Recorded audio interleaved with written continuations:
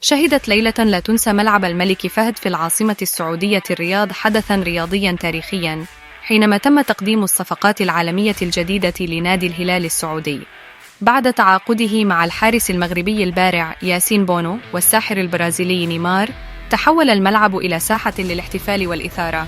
كان هذا الحدث لحظة مميزة لجماهير الهلال وعشاق كرة القدم حول العالم، حيث شهدوا تقديم اثنين من أبرز اللاعبين في العالم: ياسين بونو الحارس المغربي الذي يتميز بمهاراته وقدرته على التصدي لأصعب الكرات، ونيمار الساحر البرازيلي الذي يبهر الجماهير بمهاراته الاستثنائية وقدرته على صنع الأهداف.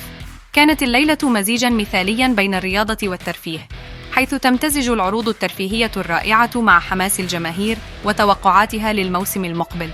تجمع الجماهير والمشجعين من مختلف الجنسيات والثقافات في هذا الحدث الكبير، مما يبرز دور الرياض في جذب الأحداث الرياضية العالمية. لا شك أن تعاقد الهلال مع ياسين بونو ونيمار يمثل خطوة كبيرة نحو تعزيز جودة وأداء الفريق، وبهذا التوقيع الاستثنائي يعزز النادي مكانته كواحد من أعرق الأندية في المنطقة، ويبث روحاً جديدة من الحماس والتحدي بين جماهيره. باختصار، تمثل ليلة تقديم الصفقات العالمية بتعاقد الهلال السعودي مع ياسين بونو ونيمار في ملعب الملك فهد حدثاً رياضياً استثنائياً.